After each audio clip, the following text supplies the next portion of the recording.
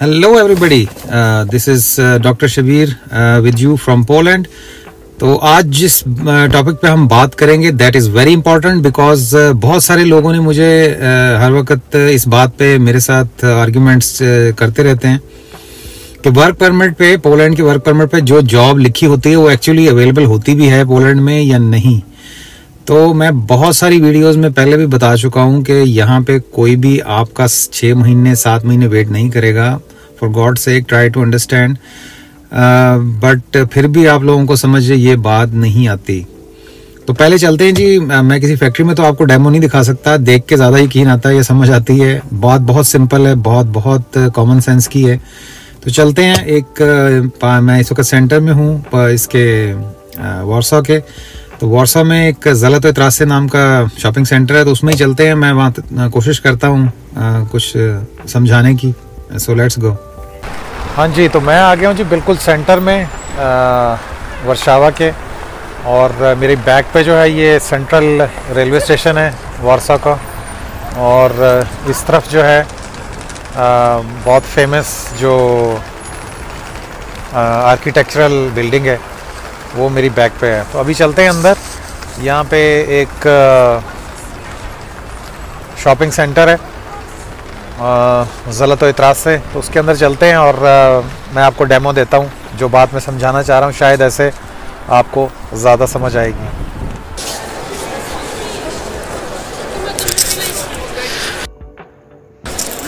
अब ये गार्ड खड़ा है जी, अनक वाला बाबा जी ये जो हैं, अब इनकी माँ मर जाए और ये काम छोड़ जाएं फॉर एग्ज़ाम्पल, तो क्या ख्याल है आपको? इसका जो वर्क परमिट है इस जगह का, वो 5 महीने बाद इनको बंदा चाहिए होगा कि अभी चाहिए होगा? ठीक है जी। तो और देखते हैं जी और कौन से काम हैं। और ये सेल्समैन बैठे हैं इधर सब दुकानों पे, आपको नजर आ रहे हैं। और अगर ये छोड़ जाएं काम फॉर एग्ज़ाम्पल, तो यहाँ पे बंदा कब चाहिए होगा? 5 महीने बाद चाहिए होगा या अभी चाहिए होगा? बताइए।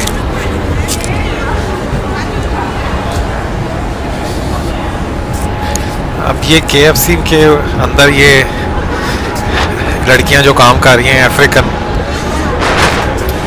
तो ये अगर छोड़ जाए तो ये 5 महीने बाद इनको बंदा चाहिए होगा या अभी चाहिए होगा?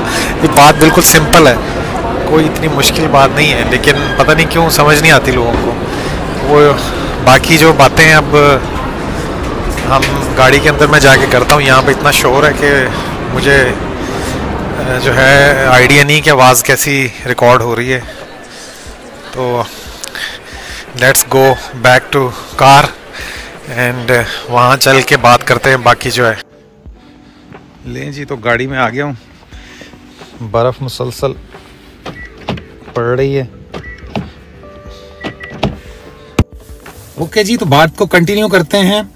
बहुत सारे messages we receive every day के जी प्लम्बर की जॉब है, इलेक्ट्रिशियन की जॉब है आपके पास, ड्राइवर की जॉब है, और एक्सेट्रा एक्सेट्रा। बहुत सारे कंसल्टेंट्स डिफरेंट कंट्रीज में जो काम कर रहे हैं, उनको जो क्लाइंट जॉब मांगता है वो राइट अवे कह देते हैं यस वी हैव।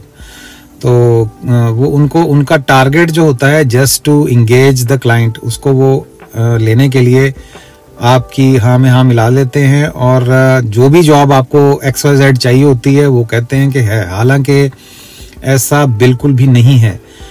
पोलैंड में जो भी डिमांड्स होती हैं वो आज के आज चाहिए होती हैं। जैसा कि मैंने आपको अभी मॉल में दिखाया है कि जी एक कोई गार्ड वहाँ पे काम कर रहा है फॉर एग्जांपल सिक्योरिटी में, अगर वो चला जाए तो they will wait for 7 months या 6 मंथ्स, किसी और के लिए वो वेट करेंगे कि जब तक वो आए तो फिर वो उसको उस चीज़ के ऊपर लगाएं।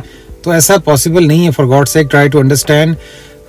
जितनी भी जॉब्स हैं वो आज के आज ही चाहिए होती हैं। आज डिमांड आती है डिफरेंट जगह से, डिफरेंट फैक्ट्रीज से, डिफरेंट तरह के लोग हर वक्त चाहिए होते हैं, बट वो अभी चाहिए होते हैं। वो 5 महीने बाद या 6 महीने बाद डिफरेंट स्टोरी होगी। तो हम क्या करते हैं, मैं आपको अपना बताता हूँ, दूसरों का मुझे आइडिया नहीं है। तो वर्क परमिट पे हम हर रीजन में कुछ जॉब्स हैं जिनकी मतलब जो गवर्नमेंट के रोड मैप में एक डेवलपमेंट का प्लान होता है हर गवर्नमेंट का। तो पोलैंड गवर्नमेंट का भी एक रोड मैप है डेवलपमेंट का डिफरेंट रीजन्स के लिए। तो ये जो प्लान है इसके अकॉर्डिंगली जो वैकेंसीज होती हैं वो उनको चाहिए होती है। फॉर एग्जांपल कंस्ट्रक्शन हो रही है किसी रीजन में, तो वहाँ कंस्ट्रक्शन के लोग बहुत सारे चाहिए। तो गवर्नमेंट को ये बात पता है कि यहाँ इस रीजन में कंस्ट्रक्शन के लोग चाहिए। तो जब हम रिलेटिव जॉब उसके अंदर मेंशन करेंगे तो visa chances are very very high because of that. उस एरिया में अगर पैकिंग के वर्क परमिट को इशू किया जाएगा तो पैकिंग इज नथिंग, वो कोई स्ट्रेटेजिक वैल्यू नहीं रखता पोलैंड के लिए। पैकिंग वाले बंदे यहाँ बेशुमार रोज आते हैं और रोज जाते हैं, but construction thing is of strategic value for a country. तो उसको अगर हम मेंशन करेंगे तो वीज़ा का चांस बहुत ज़्यादा होगा। और यही जो है, यही रिसर्च जो है हमारी make us different from other consultants. We do thorough research about every region. We do research about the vacancies which are strategically important for the country, for the Poland. तो अगर हम इस लाइंस के ऊपर चल के वर्क परमिट इशू करेंगे तो वीज़ा का चांस बहुत ज़्यादा होगा। Because our ultimate target is कि आप लोग यहाँ आए और काम करें।